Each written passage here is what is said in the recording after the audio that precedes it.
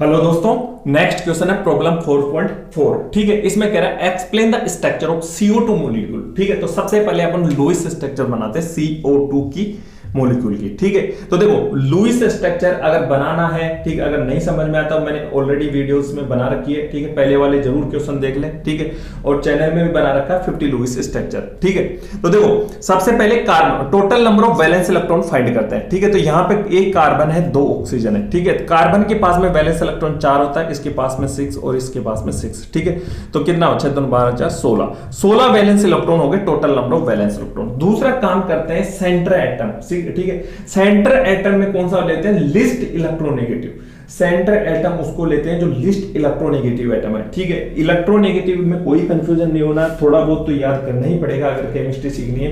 देखो यहां हाइड्रोजन का इलेक्ट्रोनेगेटिव होती है 2.1, यहां से स्टार्ट करो 1 से, लिथियम की 1 फिर 0.5 का डिफरेंस है 1.5, फिर ये 2 2.5 3 3.5 और 4, यहां 0.9 0.3 का डिफरेंस है बस इसमें देखना, 1.2 1.5 1.8। ठीक है, और इसमें क्या हो जाएगा फिर 1.8 मतलब यहाँ पे 0.4 का डिफरेंस है। ठीक है, 1.8 से कितना चला गया, गड़बड़ हो गया, 0.9 1.2 1.2 के बाद में 1.5 1.5 के बाद में 1.8 1.8 के बाद में 2.1 और 2.1 के बाद में 0.4 का है इसमें 2.5 और इसके बाद में 2.5 और ये हो जाएगा 3।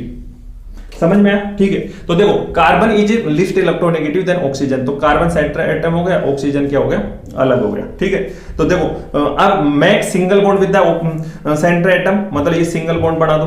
क्लियर? ठीक है, अब क्या करते हैं, जो बचे हुए इलेक्ट्रॉन सब एज ए लोन पेयर रखेंगे। ठीक है, अब ये 8 में हैप्पी हो गया, 2 हो गया। ठीक है, अब फिर इधर रखेंगे। ठीक है, कितने हो गए, 1 2 3 4 5 6 7 8 9 10 11 12 13 14 15 16, मतलब ये 8 में हैप्पी, ये भी हैप्पी। ठीक है, अब देखो लेकिन ये कार्बन हैप्पी नहीं है, मतलब इसका क्या करना पड़ेगा, टर्न करना पड़ेगा इसके लिए, तो ये लोन पेयर टर्न हो जाएगा। ठीक है, तो ये हो गया ऑक्सीजन, यहां डबल बॉन्ड, ये हो गया।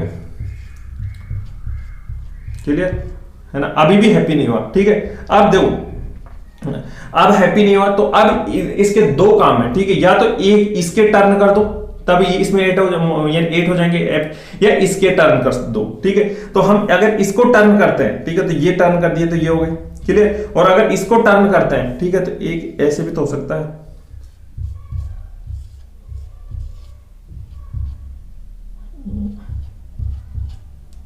ठीक है, यहां पे 2 ही रह जाएंगे। क्लियर? ठीक है ना? और एक इधर वाली भी ऐसी भी हो सकती है, ऑक्सीजन।